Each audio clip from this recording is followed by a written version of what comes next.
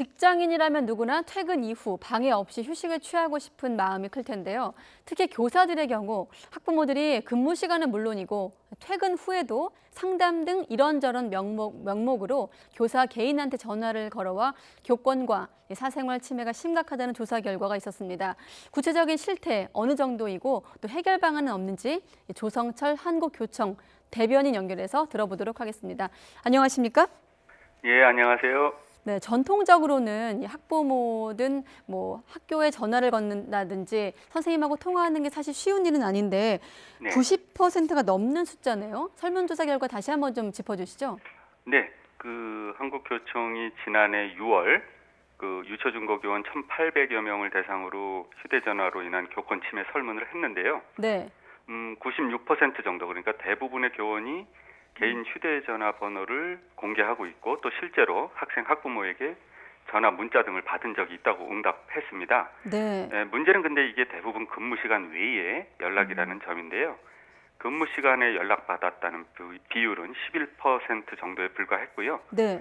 대부분은 근무 시간에 구분 없이 수시로 받았다거나 또 21%는 퇴근 시간 후에 받았고 이런 사생활 보호가 제대로 안 되는 결과가 나타났습니다. 여기서 잠깐만 말씀을 끊으면 한 가지 의문점이 이제 근무 네. 시간 구분 없이 수시로라고 되어 있는 부분이 64.2%인데 네. 학부모 입장에서는 또 이 근무 시간 중에는 수업에 방해될까 봐라는 어떤 우려 때문에 또 이 학교 일정이 끝난 다음에 거는 경우도 있는데 이 부분은 어떻습니까?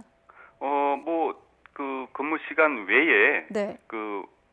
거는 부분을 말씀을 하는 건데요. 이를테면 그러나 또 근무 시간 이후에 꼭 걸지 않아도 되는 부분은 근무 시간 중에 학교 대표 전화라든지 이런 부분을 통해서 먼저 연락을 하고 그 다음에 연결을 받으면 되는데 네. 그런 부분에 대해서 이제 그런 부분을 참지 못하시고 바로바로 이제 연락을 하시다 보니까 네. 근무 시간 외에 퇴근 후에 밤이라든지 또 새벽에 연락을 하시는 부분이 많은 것 같습니다. 네, 대변인님 저희 지금 화면에는 그래서 이제 어떤 내용들을 문의하느냐를 지금 자료가 나가고 있는데 네. 지금 보면 학생 관련 상담이 70%고 단순 질의가 53.8%고요. 심지어 지금 보면 교육과 무관한 내용이 13.6%로 나오고 있는데 구체적으로 좀 단순 질의라고 하면 어떤 질문들을 하는 건가요?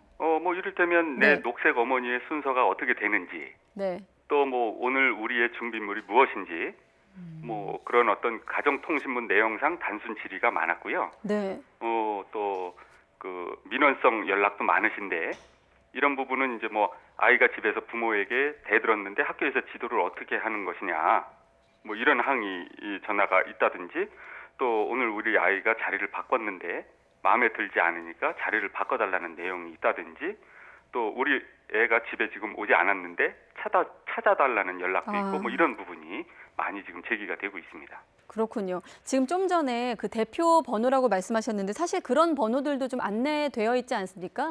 학교의 행정실이라든지 제가 알기로는 교실에도 사무실 번호가 있는 걸로 알고 있는데 그렇습니다. 그런 방법들을 이용할 수 있는 건가요? 예, 그렇습니다. 네, 말씀이 나온 김에 좀 학부모 입장에서 사실은 좀 조심스러워하는 학부모가 더 많다고 저는 생각을 하는데 그렇습니다. 어떤 좀 경로를 통해서 선생님하고 소통을 하면 좋을지 좀 소개해 주시죠. 예. 그러니까 기본적으로 좀 학교가 네. 그런 상담이라든지 또 궁금한 점이 있을 때 이렇게 연락할 수 있는 대표 전화라든지 대표 메일 같은 것들을 좀 이렇게 체계 구축을 좀 하고 그런 부분에 대해서 좀 절차를 밟아서 그런 것들을 접수를 하고 그런 것들을 연결을 할 수 있는 그런 것들을 갖춘 다음에 충분히 그런 것들을 학기 초나 그런 가정통신문으로 안내를 할 때 충분히 연락을 드리고 안내를 하는 것이 중요하다고 생각을 합니다. 네. 그런데 학부모 입장에서 지금은 아무래도 지금 교사 입장이 아니고 제가 이제 학부모 입장에서 반대로 질문을 드릴 수밖에 없는 게 학부모 입장에서 정말 급한 일도 있어요. 앞서 말씀하신 좀 상식적으로 좀 이해 안 되는 질문들도 있습니다만 그런 거 말고 정말 긴급할 때 가장 선생님하고 좀 빨리 연락할 수 있는 방법이 있다면 어떤 게 있을까요? 그러니까 지금도 그런 부분이 제대로 갖춰져 있지 않은 부분이거나 또는 제대로 홍보가 안 돼서 선생님 개별적으로 이렇게 늦게 연락하거나 이런 부분이 있는데요.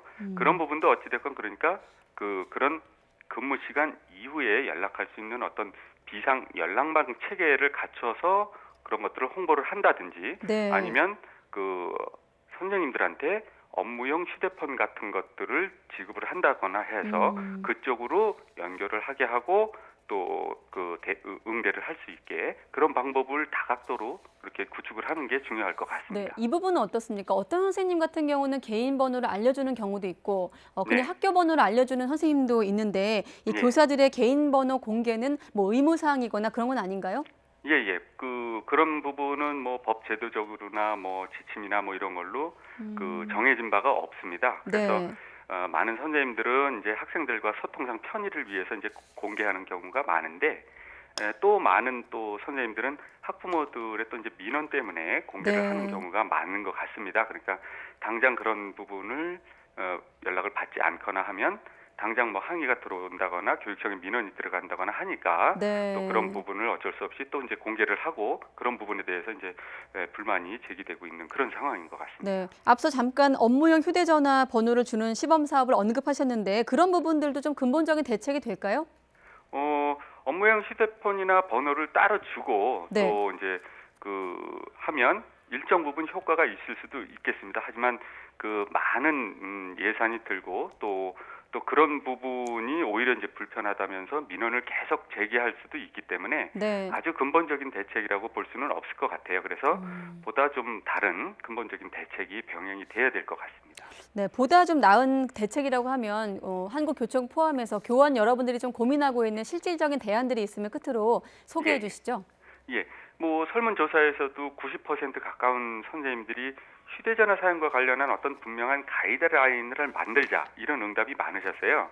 그래서 교총에서도 그런 부분을 교육부와의 이제 교섭 과제로 제안을 하고 있는데요. 네. 이를테면 앞서 말씀드린 것처럼 어떤 휴대전화 공개 여부라든지 또 업무용 휴대폰을 지급을 할 것인지 또는 학교 메일이나 대표 전화번호를 구축을 어떻게 할 것인지 비상 연락망 체계를 어떻게 할 것인지 그걸 어떤 절차를 밟아서 학부모님들과 소통을 할 것인지 이런 부분에 대해서 아주 구체적인 가이드라인을 만들고 그 부분에 대해서 학부모님들한테 충분히 안내하고 홍보를 해야 된다고 생각을 합니다. 네, 알겠습니다. 조성철 한국교총 대변인과 이야기 나눠봤습니다. 오늘 고맙습니다. 예, 감사합니다.